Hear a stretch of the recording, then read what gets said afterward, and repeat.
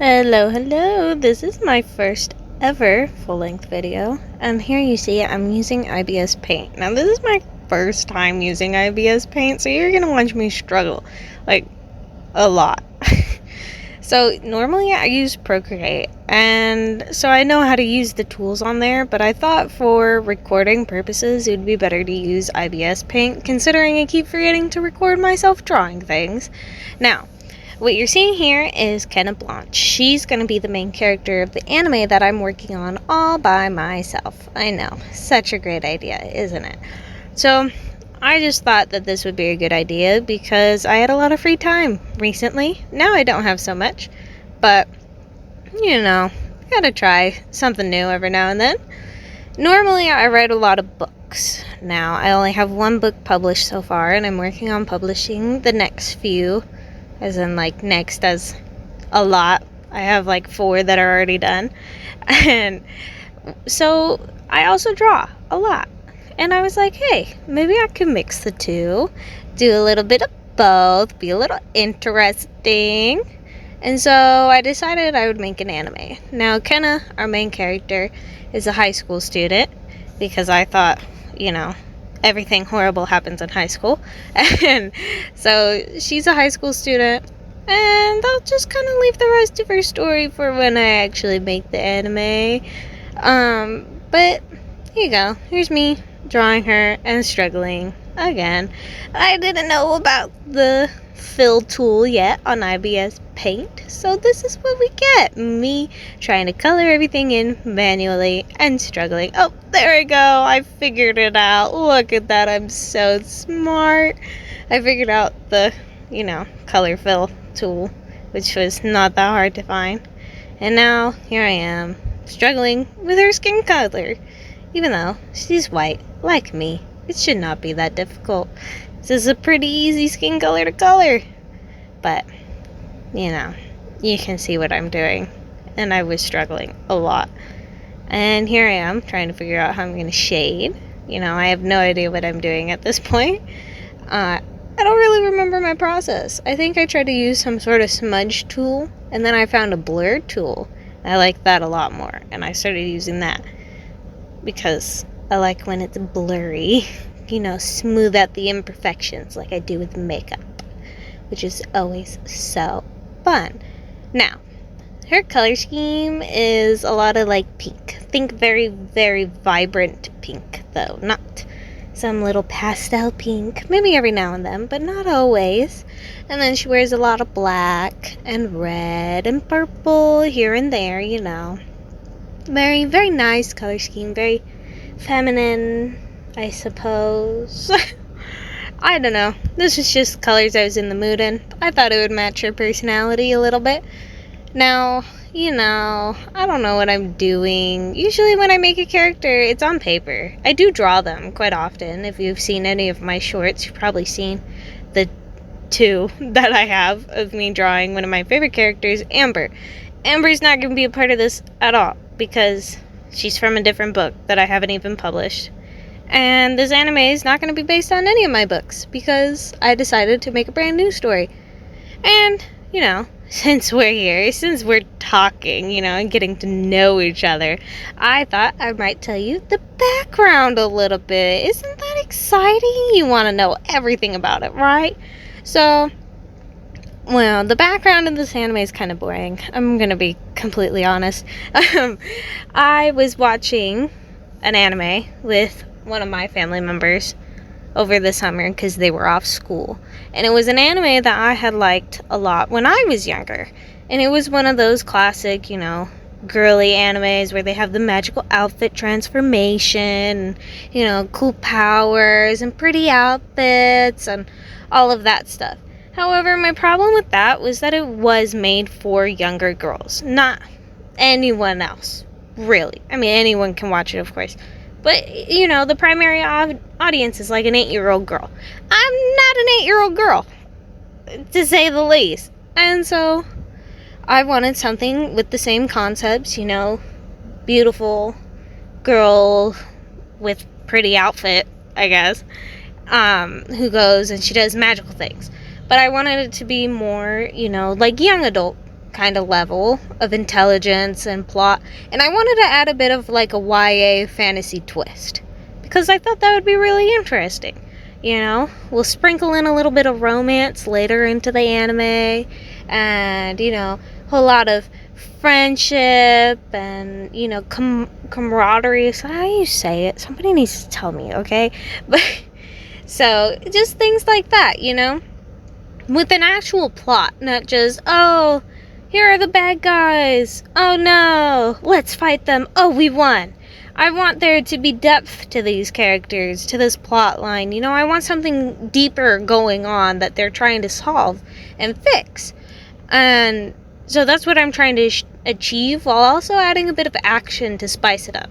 Because typically speaking, now and for a very, very long time, I've only primarily watched action animes, because that's what I'm interested in. They might not have the best of plots necessarily, but they have a bit more edge, a bit more spice. They're made for my age group usually, or my age groups, multiple ages that I was watching these animes in. And so I wanted to, add a bit of that to what I'm doing. So in future videos, because I'm going to try posting a full-length video like this, maybe weekly, bi-weekly, I'm not really sure. It depends on, work schedule. Also, here I am drawing on paper. Please ignore my video in the background that I was watching. I was really bored. I'm just currently drawing a cat because I wanted to draw a cat. And because in my anime, Kenna, who's part witch, I'm not going to tell you the other part, who's part witch, has a familiar which is introduced in the first episode of the anime. And this familiar takes on the cat form in the human world. And I like cats. So this is Eclipse. That's who I'm drawing right now. I struggled a lot with this because I don't draw a lot of cats. I'm going to be completely honest. I don't draw a lot of anything, really. I just draw people because I like drawing my characters. But so here we are. We're drawing and we're drawing. I don't remember what I was last talking about. I'm not gonna lie to you. But, why I'm doing this. No, I think I already finished talking about that. You've heard enough.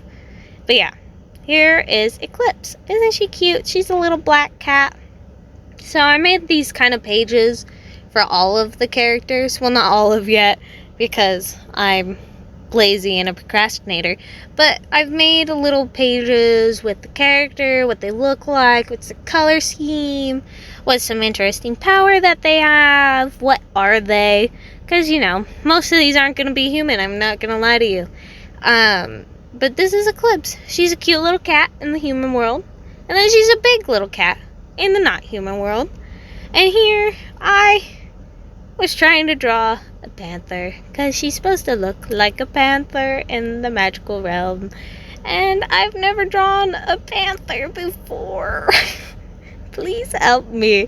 Well, I've been doing some anatomy studies of panthers since making this video, because I need to be able to draw a panther in order to make my idea come to life.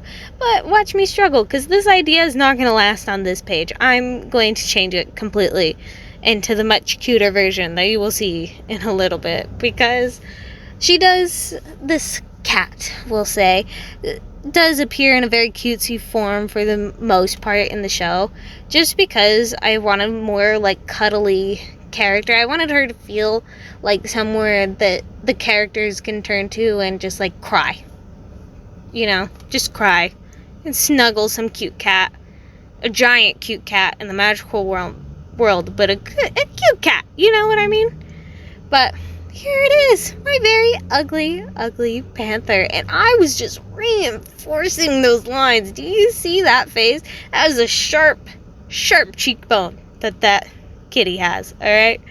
And I don't think it's looking very good. Looking a little rough and a little uneven.